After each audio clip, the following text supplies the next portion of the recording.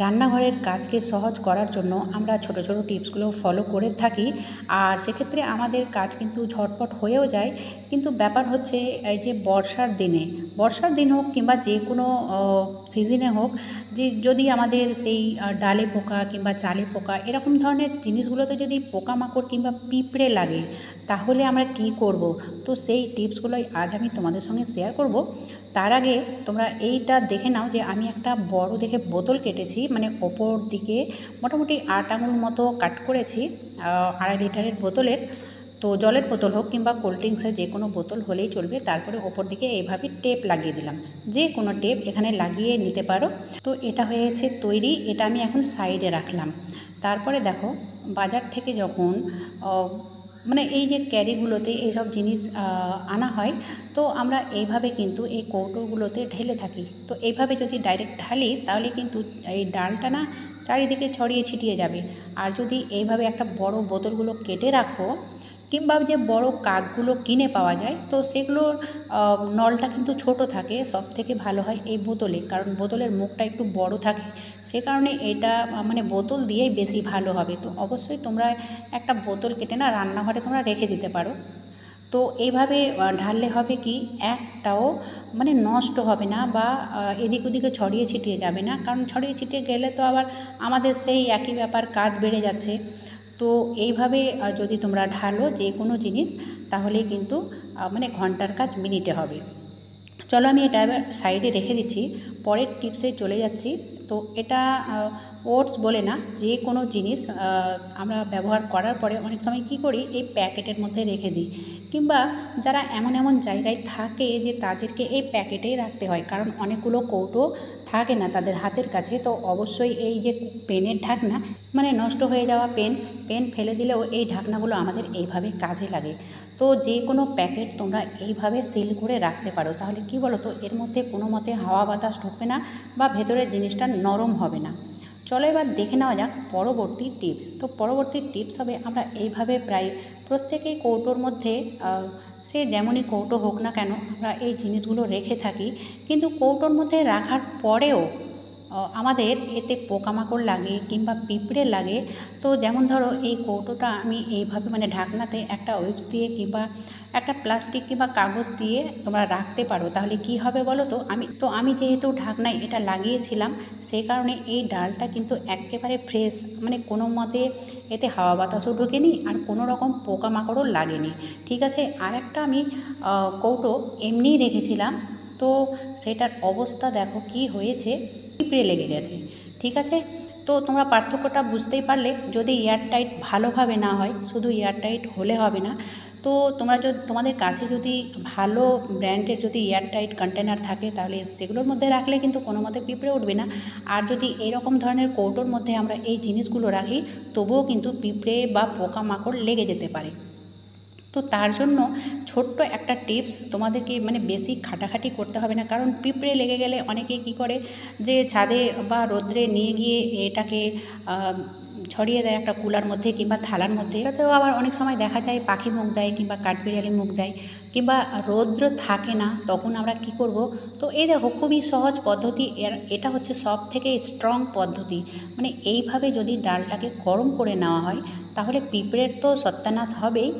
আর দ্বিতীয়ত হচ্ছে কি, এইভাবে যদি একটুখানি 1 থেকে 2 মিনিটের মধ্যে, খুব বেশি নয়, যে কোনো ডাল কিংবা ছোলা মটর যে কোনো এরকম দানা শস্যগুলো যদি তোমরা 1 থেকে 2 মিনিট গরম করে নাও, তাহলে দেখবে এর মধ্যে যেটা পিঁপড়ে আছে এটা তো আমি ঝেড়ে বার করে নেব।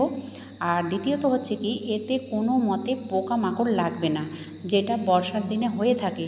তো অবশ্যই তোমরা ডালটাকে 1 থেকে 2 মিনিটের মধ্যে গরম করে নামিয়ে নিতে হবে। এবারে এই দেখো বন্ধুরা, এই যে পিঁপড়েগুলো মরে গেছে, আর ঝাড়লেই কিন্তু সেগুলো বেরিয়ে যাবে। এবারে কিন্তু এটা কৌটোর মধ্যে ঢালার আগে অবশ্যই এটাকে ঠান্ডা করতে হবে। ঠিক আছে, তো অবশ্যই সেটার দিকেও মানে খেয়ালটা রাখতে হবে যেন এটা গরম না থাকে। ঠান্ডা করার পরে এটা এর মধ্যে দিয়ে দিতে, মানে কৌটোর মধ্যে দিয়ে দিতে হবে। তাহলে কিন্তু এই ডাল কোনো মতে মানে পোকামাকড় লাগবে না। আর অবশ্যই এরকম কৌটোর মধ্যে রাখলে তোমরা এই প্লাস্টিকের যে প্যাকেটগুলো থাকে তো এগুলো এইভাবে কাট করে নিলে কিন্তু কোনো মতে এর মধ্যে পোকামাকড় ঢুকবে না। তারপরে যেটা এক্সট্রা থাকবে যদি ভালো মানে দেখতে ভালো না লাগে তাহলে এভাবে কাট করে নেবে। এই দেখো, তো আমি এইভাবে কৌটোগুলোকে রেডি করে নেব। তো তোমাদের সঙ্গেও যদি এরকম হয়ে থাকে পোকামাকড় কিংবা পিঁপড়ে লেগে থাকে তাহলে অবশ্যই কৌটোর মধ্যে এরকম একটা প্লাস্টিক দিয়ে ঢাকনাটাকে লাগিয়ে নেবে। চলো দেখে নেওয়া যাক পরবর্তী টিপস।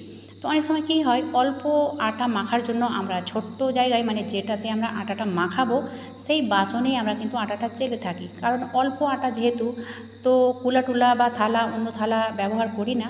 তো এইভাবে এই আটাটাকে আমি দিয়ে দিলাম, ঠিক আছে, সে যেই চান্না হোক না কেন, এই হ্যান্ডেলের এই ঝাঁকনা হোক কিংবা চান্না হোক, এইভাবে দেখো আমি সেই কৌটোর ওপরে ছাকনাটাকে উল্টে দিলাম, তারপরে এটা এইভাবে পাল্টে দিলাম। তো এইভাবে যদি ঘোরানো হয় তাহলে দেখবে কোনো মতে এদিকে ওদিকে ছড়িয়ে ছিটিয়ে যাবে না, ঠিক আছে। তোমরা এইভাবে মানে অল্প স্বল্প আটা তোমরা চেলে নিতে পারো। এবারে ব্যাপার হচ্ছে, আমরা যদি এইভাবে আটাটাকে চালি তাহলে তো দেখবে চারিদিকে ছড়িয়ে ছিটিয়ে একাকার হয়ে যাবে। অবশ্যই একটু আধটু মানে চারিদিকে ছড়িয়ে যাবে। আর একটু পড়লে মানে আটার ব্যাপারটা যারা গৃহিণী তারা অবশ্যই জানবে। এইভাবে যদি ছোট ছোট টিপসগুলো আমরা ফলো করি তাহলে অবশ্যই আমাদের ঘন্টার কাজ মিনিটে হবে। দেখে নেওয়া যাক পরবর্তী টিপস। বন্ধুরা, আটাতে হাত না লাগিয়ে আমরা কিভাবে আটা বা রুটি করব, সেই টিপসটাই আমি তোমাদের সঙ্গে শেয়ার করব। কারণ অনেক সময় কী হয়, আটা তো আমাদেরকে মাখতেই হয়, কারণ 3 বেলার মধ্যে 1 বেলা তো রুটি প্রায় প্রত্যেকের ঘরেই হয়। অনেক সময় দেখা যায় আমাদের হাতে মেহেন্দি আছে, কিংবা আমরা ভালোভাবে সুন্দর করে নেল পলিশ লাগিয়েছি, কিংবা হয়তো দেখা যায় যে হাত কোনো জায়গায় কেটে গেছে। সেক্ষেত্রে আমরা কিভাবে আটাটাকে মাখবো? তো হাতে মেহেন্দি থাক বা নেল পলিশ থাক কিংবা হাত কাটাই থাক না কেন, আমরা কিন্তু খুব সহজে আটা মেখে নিতে পারবো।